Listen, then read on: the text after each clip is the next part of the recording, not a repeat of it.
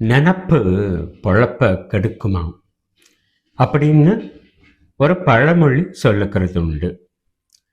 தங்களை தாங்களே மேன்மையானவர்களாக எண்ணிக்கொள்ளுகிறவர்களை பார்த்து மற்ற மனுஷர்கள் சொல்லுவார்கள், நினப்பு பொழப்ப கெடுக்குமாம் என்று.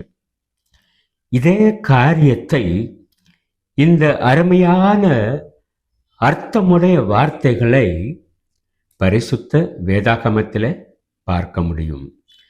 பிரசங்கி 7ஆம் அதிகாரம் 16ஆம் வசனம், மிஞ்சின நீதிமானாய் இராதே, உன்னை அதிக ஞானியும் ஆக்காதே, உன்னை நீ ஏன் கெடுத்து கொள்ள வேண்டும். பயங்கரமான ஒரு வார்த்தை. நம்முடைய மனதிலே நாம் கொண்டிருக்கிற நினைவுகளினாலே நம்மை நாமே கெடுத்து கொள்கிறோம். நான் ஒரு மிஞ்சின நீதிமானாகவும் ஞானியாகவும் என்னை குறித்து நானே நினைத்து கொண்டால் என்னை நானே கெடுத்து கொள்ளுகிறேன். என்னுடைய நினைவுகளே என் பிழைப்பை கெடுக்கும் என்று இந்த வசனம் எச்சரிக்கிறதல்லவா? இன்றைய திருச்சபைகளில் இப்படிப்பட்ட சிந்தையுடைய அநேக விசுவாசிகள் இருக்கிறார்கள்.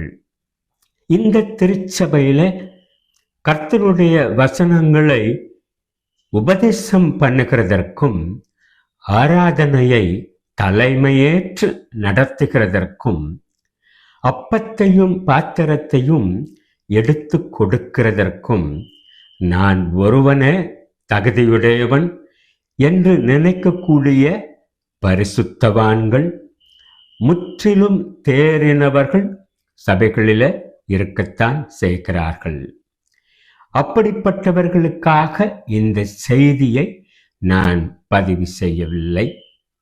ஏனென்றால் இந்த மாதிரியான சிந்தை உடையவர்கள் நிச்சயமாக உண்மையான மனம் திரும்புதலையோ முழுமையான ரட்சிப்பையோ பெற்றுக்கொண்டவர்களாக இருக்க முடியாது. ஆகையினாலே பொதுவாக விசுவாசிகள் நம் எல்லாருக்கும் பிரயோஜனமாய் இருக்க வேண்டும் என்பதற்காக இந்த செய்தியை நான் பகிர்ந்து கொள்கிறேன். அப்போஸ்தலனாகிய பவுல் ரோமருக்கு எழுதின நிருபத்தில் 12ஆம் அதிகாரம் 3ஆம் வசனத்தில் என்ன சொல்லுகிறான் பாருங்கள். உங்களில் எவனானாலும் தன்னை குறித்து எண்ண வேண்டியதற்கு மிஞ்சி எண்ணாமல் அவனவனுக்கு தேவன் பகிர்ந்த அளவின்படியே தெளிந்த எண்ணமுள்ளவனாய் எண்ண வேண்டும். அவனவனுக்கு தேவன் பகிர்ந்த விசுவாச அளவின்படியே. பிரியமானவர்களே, வாசிக்கப்பட்ட வசனங்கள் நம்மை எச்சரிக்கக்கூடியதாக இருக்கிறது. மிஞ்சின நீதிமானாய் நாம் ஒருபோதும் நம்மை நாமே நினைத்து கொள்ளக்கூடாது. பரிசுத்த வேதாகமத்திலே அநேக வசனங்கள் மிகவும் ஆபத்தான எச்சரிப்புகளை நமக்கு கொடுக்கக்கூடியதாக இருக்கிறது. ஆனால் அவைகளை அரைகுறையாகவும் மேலோட்டமாகவும் வாசிக்கும் பொழுது நமக்கு மிகவும் சந்தோஷமாய் காணப்படும். அதை ஆழ்ந்து கருத்தூன்றி சிந்தித்து பார்த்தால் பயங்கரமான எச்சரிப்புகளை அதே வசனத்திலிருந்து நாம் பெற்றுக்கொள்ள முடியும். ஒரு வசனத்தை பாருங்கள். கர்த்தராகிய இயேசு கிறிஸ்துவானவர் சொல்லுகிற வார்த்தை லூக்கா எழுதின சுவிசேஷம் 16ஆம் அதிகாரம் 10வது வசனம், கொஞ்சத்திலே உண்மையுள்ளவன் அநேகத்திலும் உண்மையுள்ளவனாய் இருக்கிறான்.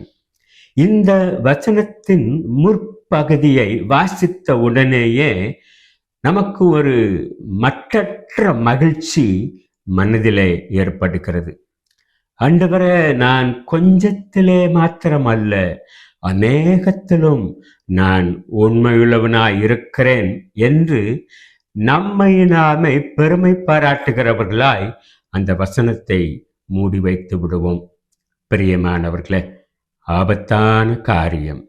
தொடர்ந்து அந்த வசனத்தினுடைய பிற்பகுதியை வாசித்து பாருங்கள். கொஞ்சத்திலே அநீதியுள்ளவன் அநேகத்திலும் அநீதியுள்ளவனாய் இருக்கிறான். கூட்டி கழிச்சு பார்த்தா முட்டை என்று சொல்வார்கள். அந்த கணக்கு தான் இந்த வசனத்தில் சொல்லப்பட்டிருக்கிறது. கொஞ்சத்திலே அநீதியுள்ளவன். இந்த உலகத்திலே அநீதி இல்லாத மனுஷன் ஒருவனும் இல்லை என்று வேதம் சொல்லுகிறதை நன்றாகவே நாம் அறிந்திருக்கிறோம். அப்படி என்றால் கொஞ்சத்திலே அநீதியுள்ளவன், கொஞ்சத்திலே உண்மை இல்லாதவனாகவும் நாம் இருக்கிறோம் அல்லவா? கொஞ்சத்திலே உண்மை உள்ளவனாகவும் நாம் இருக்கிறோம். அதே நேரத்தில் கொஞ்சத்திலே அநீதியுள்ளவனாகவும் நாம் இருக்கிறோம் அல்லவா? அப்படி என்றால் இந்த இரண்டையும் சேர்த்து கணக்கு போட்டு பார்த்தால் வருகிற மதிப்பெண்கள் முட்டை. நம்முடைய ஆவிக்குரிய ஜீவியத்தில் நமக்கு வைக்கப்பட்டிருக்கிற இந்த எக்ஸாம் தேர்விலே மதிப்பெண்கள் எப்படி வழங்கப்படுகிறது தெரியுமா? 100 கேள்விகள் கொடுக்கப்பட்டிருக்கிறது என்று வைத்துக் கொள்ளுங்கள். அவைகளிலே நான் 50 கேள்விகளுக்கு சரியான பதில் அளித்து விட்டேன். அப்படி என்றால் என்னுடைய மதிப்பெண் என்ன? 100க்கு 50 மார்க்குகள். ஆனால் இந்த எக்ஸாம் அப்படி அல்ல. நான் மீதமுள்ள 50 கேள்விகளுக்கு தவறான பதிலை எழுதியிருப்பதினால் அதற்கென்று மைனஸ் மார்க் கொடுக்கப்படுகிறது. அப்படி பார்க்கிற பொழுது சரியான பதில்களுக்கு 50 மதிப்பெண்கள், அதே நேரத்தில் தவறான 50 கேள்விகளுக்கு -50 மதிப்பெண்கள். 50 - 50 முட்டை. இதைத்தான் இந்த வசனம் நமக்கு சொல்லக்கூடியதான் இருக்கிறது.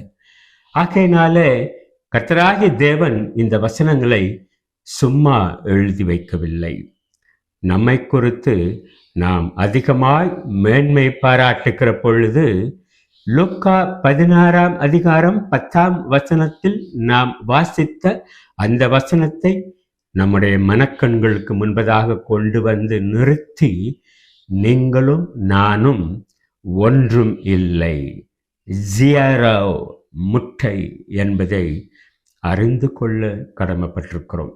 பிரியமானவர்களே, கர்த்தருடைய சமூகத்தில் கர்த்தருக்கு முன்பதாக, வேதத்தின் வெளிச்சத்திற்கு முன்பதாக நாம் அடங்கியிராமல் மற்ற மனுஷர்களுக்கு முன்பதாக மிஞ்சின நீதிமான்களாகவும் அதிக ஞானிகளாகவும் நம்மை காட்டிக்கொள்வோமேயானால் பரிசுத்த வேதாகமம் நம்மை பார்த்து எச்சரிக்கிறது, நீங்களும் நானும் பெற்ற மதிப்பெண்கள் ஒன்றுமில்லை. ஆகையினால தாழ்மையுள்ள சிந்தனை உள்ளவர்களாய் கர்த்தருக்கு முன்பதாக எப்போதும் நாம் அடங்கி இருந்து கர்த்தருடைய நாம மகிமைக்காக சபையின் எல்லா காரியங்களையும் செய்கிறதற்கு நம்மை அர்ப்பணிக்கலாமா? மெய்யான தேவகுமாரன் இயேசு கிறிஸ்துவின் நாமம் மகிமைப்படுவதாக. ஆமென்.